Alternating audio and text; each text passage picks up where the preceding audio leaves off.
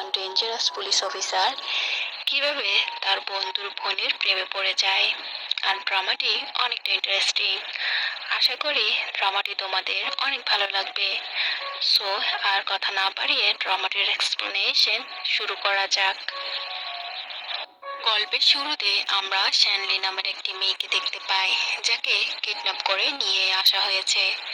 এরপর কিডন্যাপার তার সাথে অনেকটা রুট আচরণ করে, তাকে মলেস্ট করার ট্রাই করে।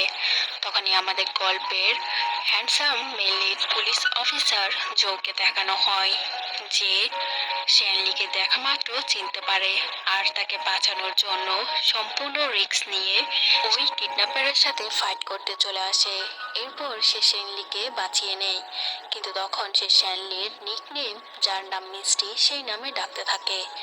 শ্যানলি তাকে দেখে অবাক হয়ে যায়। এরপর জো শ্যানলিকে গাড়িতে তুলে আর তাকে হসপিটালে নিয়ে যাওয়া হয়। তখন সেখানে ওই মেয়েটি আসে, যার বদলে শ্যানলিকে কিডন্যাপ করা হয়েছে। শ্যানলির কাছ থেকে তার সম্পূর্ণ বায়োডাটা নেওয়া হচ্ছিল। শ্যানলি একজন এতিম মেয়ে, যে সবেমাত্র গ্রাজুয়েশন কমপ্লিট করেছে, তার কোনো ফ্যামিলি মেম্বার নেই। এরপর জো চলে যাওয়ার সময় শ্যানলি তাকে জিজ্ঞাসা করে, আপনি কি আমাকে চিনেন?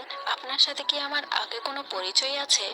তখনই কিছু আমাদের লেটার দেখানো হয়, কিন্তু জো এখানে তার দিকে তাকিয়ে থাকে, কোনো কিছু বলে না। তার মায়া পড়া ওই চেহারা দেখে তার তো মায়া পড়ে যায়, আর তখন সে তার ব্লেজার পরিয়ে দেয়। তখন সে শ্যানলিকে বলে, আমার বাড়ি খালি আছে, তুমি চাইলে সেখানে রেন্ট নিয়ে থাকতে পারো। তখন শ্যানলি তার দিকে অবাক হয়ে তাকিয়ে থাকে। এরপর ভাবতে থাকে জো তাকে অনেকবারই সাহায্য করেছিল। এদিকে জো দেখতে পায় যে শ্যানলি ব্লেজারে চেন আটকায়নি। তখন সে নিচে বসে সে ব্লেজারে চেনটি আটকে দেয়।